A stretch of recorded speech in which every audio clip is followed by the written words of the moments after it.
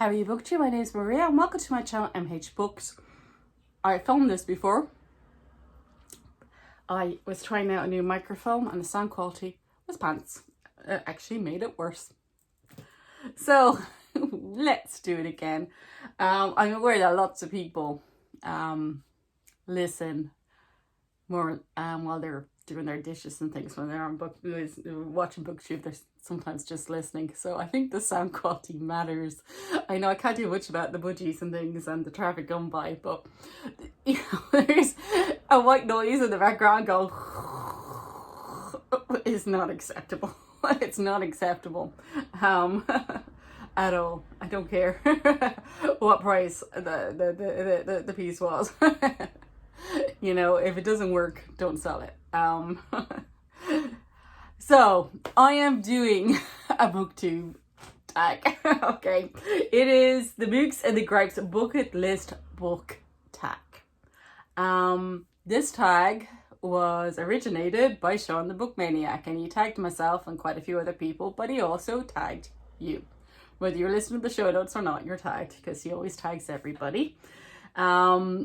And this tag is to be used, and it's whilst I keep looking down at my laptop and its original and full title.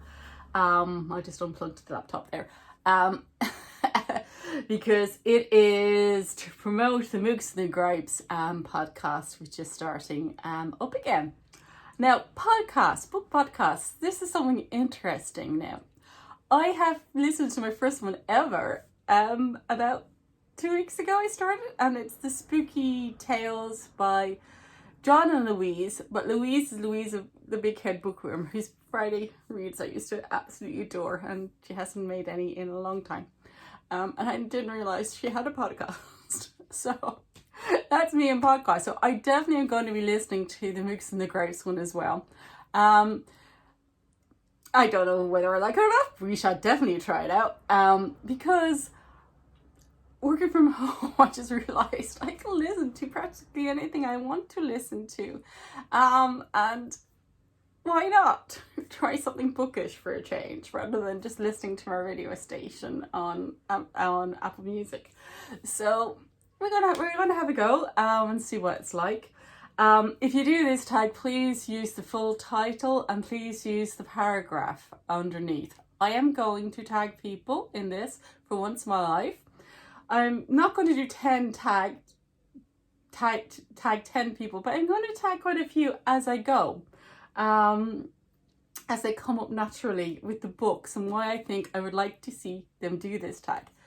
And one of the reasons I would like to see them do this tag too is because there's an optional plot twist. And the optional plot twist, and obviously tags are always optional, so please don't do a tag just because I named you. Don't do a tag if you don't want to do it or it's not relevant to you. And don't feel in a rush to do this tag either, because it is your bucket list. So your bucket list, unless you're planning to kick the bucket soon, can wait a little while you think about it. Or have time in your filming schedule. So the optional plot twist is have your subscribers vote. Either in the comment section or in some kind of Google Doc poll. I'm going to be doing the comment section. I'm doing this twist or whatever on which 2 books from your bucket list you have to read by a certain date. Now, SHAWN is chose the end of 2022. I also choose the end of 2022. I have 10 books I'm going to go through. They start off with classics that go through all the way to genre. There's literary in the middle and things like that. Genre and horror near the end. Okay, this is nothing to do with the Mookse and the Gripes is literary, so that's why I'm just starting off that way. It's nothing to do with the order. It's nothing to do with preference. It's just the order I decided to put them in. I'll put them in that order in the show notes. You don't have to watch everything then. You can just go to the bits you want to, and you can see why I think these books should be on my bucket list, and why I should read them. I do have like 1,500 books, 1,100 in this apartment, which have not been read yet. So 400 which have been read, and I'm keeping to reread. So an awful lot of books to read on my bucket list. These are the ones which may get pushed to the bottom unless somebody supports them. So if they need support, okay? So I'm asking you to support some of these books if you think that there's a burning desire that they should be read, or if you want to read them next year, because most of them will be read next year if I'm doing this, okay? We shall go through, just would like to also say, the Mookse and the Gripes did a blog, and it's because of this blog, they were doing a read along on their blog of this book that I started reading this book. So thanks lads. I don't think he's finished. I think he stopped about halfway.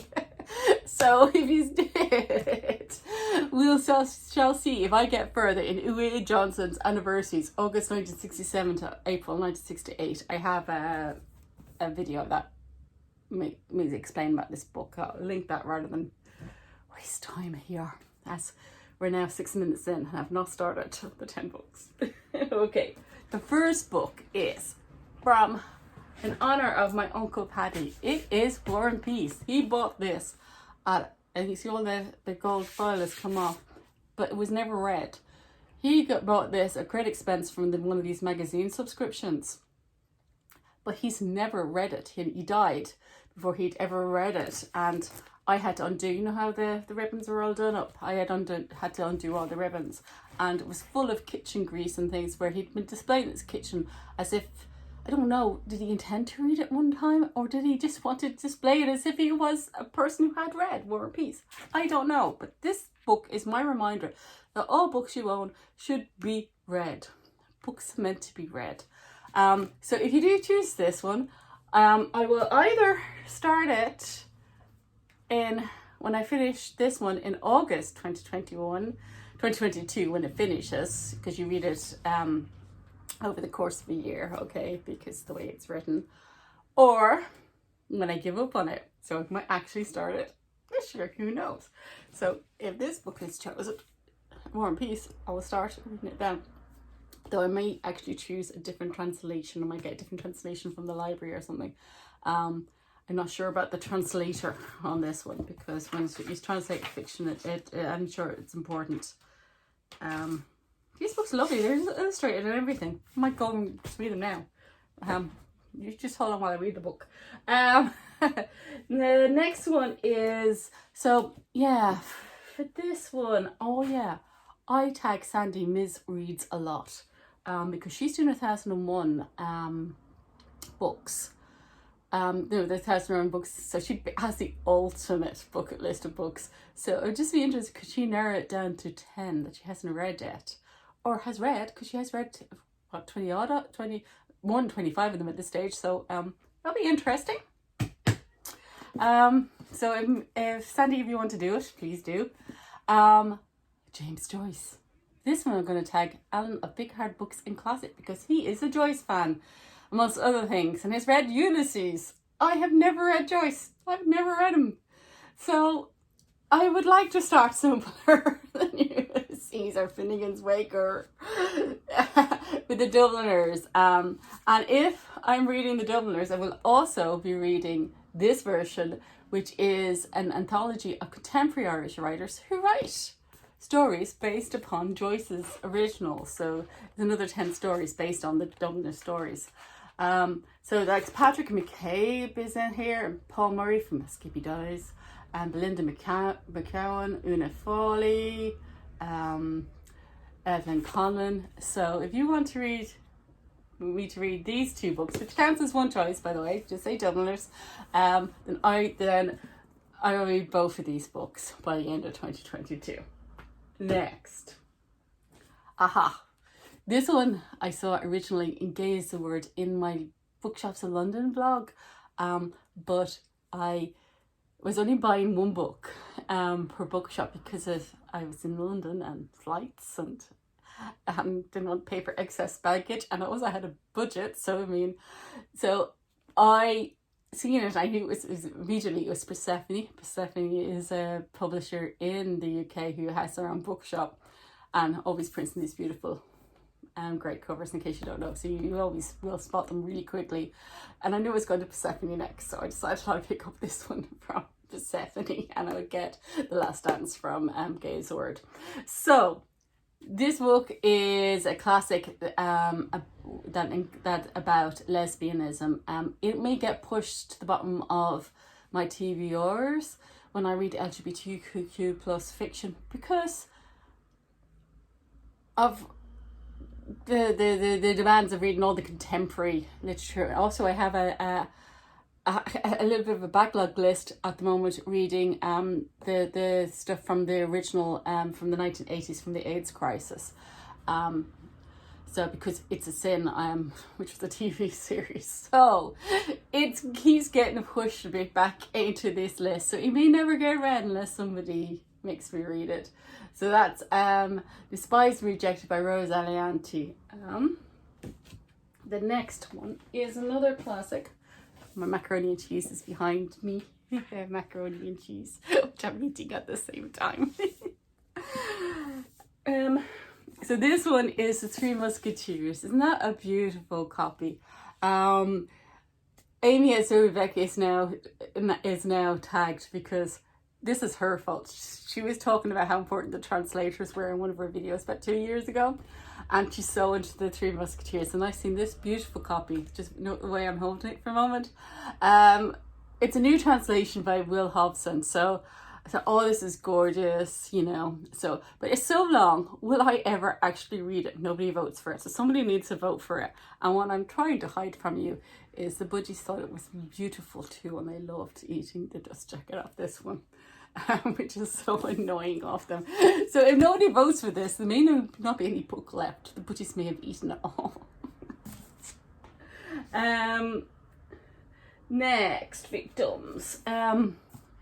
I hope I get to my 10 because I should have kept counting, but there is 10 on this bed. The Fifth Season by N.K. Jemisin. I should have read years ago. I only own this first volume. I don't own the other two. For those who don't know, this is infamous fantasy series on BookTube. People love it, and I'm sure I'll love it too. But if I love it as much as I expect to, I may not. I will definitely have to pick up the second and the third books, and then there's other, you know, these 1,500 books I have to read. It's gonna push other books down. It's why it's been avoided. But if you think you're a fan of N.K. Jemisin and I should have read this a long time ago, please vote for this one. Another one is a beautiful set I have of John Widman, which I've never read any John Widman, which is classic science fiction. So we have The Kraken Wakes, The Midwich Cuckoo, The Day of the Triffids, which is in a different texture cover even though it looks the same, and The Chrysalids. It's a beautiful book. This classic science fiction. I think I should have read some of John Widman by now. If you choose John Widman, I'll read 2 of these books. If you're very specific, I'll read the 2 that you choose out of these 4. I'll put the 4 down in the show notes as well. The next one, it's not actually this book. The back of this book, this Head for Ghosts by Paul Tremblay. He puts in recommendations of, the book is about a supposed possession of a child. Okay, he writes books about are they possessed, are they not possessed. He put loads of film and book recommendations at the back of this. I included this book, The Tenant by Roland Topper. I could not get my hands on this book. It was out of print. I actually got it in German, and I hope that I can learn enough German one day to read it. So I have a copy of it in German at the moment. And then eventually Valancourt republished it. So I managed to get The Tenant. So if you think The Tenant is a book that I should be reading, vote for that one. The other one is, I'm reaching behind you there, sorry lads. It's happening in September, is that 70s Reading Challenge. Because of Grady Hendrix' Paperbacks from Hell book, I got obsessed last year during lockdown with 1970s and 1980s classic paperback horror, and just this phenomenon of these books that are published en masse in the 1970s and 1980s, when it was just, you know, the publishers were just churning them out because it was a phenomenon. And as part of that book, there actually was reprints of the books by Valancourt again, another the independent publisher, of the Paperbacks from Hell, with the Paperbacks from Hell logo, with the original 1970s and 1980s covers on. So I'm reading the actual books I own that are from 1970s actual vintage paperbacks next month. But then I'll probably, you know, forget all about my obsession with this again. So if you think I should be reading 1980s paperbacks from Hell, vote for this one. So we have The Spirit by Thomas Page, When Darkness Loves Us by Elizabeth Enstrom, A Nest of Nightmares by Lisa Tuttle, Familiar Spirit by Lisa Tuttle. I did concentrate on the women that were available. The Reaping by Bernard Taylor. I've already read this one. I did read one. Out of all these books I obsessively collected, I did read Elizabeth Engstrom's Black and Bertha already. So I would read, if you choose the Paperbacks from Hell, I would read 2 of these at least by the end of 2022. So I think that's my 10 selections. I hope it is, because we're at the 16-minute mark. So the problem is, when you film on a soft surface like this and you had to refilm because of a microphone problem, you do forget 2 of the books because they're not in proper files. So we do, I actually have, was a bit of a fibber, we do actually have some a classic and a contemporary literary fiction near the end. The first one is a little bit lesser known. This is Dawn Powell. You will know her from the Gilmore Girls. She's one of Rory Gilmore's reads. And if you watch the Gilmore Girls, there's a whole big section on who is Dawn Powell. I'll insert a clip here, a photo. So this is Dawn Powell. I got it because of the Gilmore Girls. I have not read it. This book cost me nearly €40 to acquire. It's her first half of her works. Then acquired the second half of her works in the 1990s version, which is much nicer, by the way. They're both Library of America, in Charlie Burns' bookshop in Galway. I was so annoyed because they had the first volume too, and I could have gotten the first volume in the matching set, and I think the 1990 ones are nicer. But nevertheless, should you choose it, I will read the first 2 books from this. So this is our first 2 novels, Dance Night and Come Back to Sorrento, and we will find out, does Rory Gilmore have good taste in books? The second one I forgot, which is now book 10, Milkman by Anna Burns. I have talked about this before. I find it difficult to read books around the Troubles, and I've been told again and again and again I will love this book. It was the winner of the Man Booker Prize in 2018. People just adore it. I just have a problem with anything being set in the Troubles in Northern Ireland, because I found it difficult to read about that era. But I've been told that people who have similar problems to me have no problems with this book. It's just the background. So if I should have read this Man Booker winner before I actually got this for €1 in a charity shop, because somebody else had done the same thing as me. It was brand new. I'd say they just put it back and said, I can't read it, I can't. But we should be reading it. So if you think I should be reading Milkman by Anna Burns, vote for Milkman. I did not finish all my tags either, which I was aware of. So the other people tagged will be Eva Strange, because she thinks about her books. Again, nobody has to do this if they don't want to. Nobody has to do this straight away, even if they do want to. Eva Strange, because she thinks so much about her reviews, and they're so insightful. I'd just be interested if she has a reason. She has a bucket list she'll have good reason for it, and if she doesn't, she'll have good reason for it too. Now I'm trying to remember who I have tagged in the original film, this second filming. Shelley Swearington, I am going to tag as well. I've been watching a few of her tags recently. She's quite a new channel, and I've enjoyed her tag, so I'd love to see her do this one. Kelly at Books I'm Not Reading, definitely. I would be so surprised she doesn't have a bucket list. I just so expect her to have one. So I'm tagging her, and I am going to tag at random Charles Heathcote, because he writes books and he may have a bucket list and he may not, but if he does, it'd be lovely and grumpy, and if he doesn't, it'd be lovely and grumpy too. So I'd really enjoy watching it. Okay, that's all for now. Until next time, I hope you enjoy whatever you're reading and that you can count as far as 10. Bye now.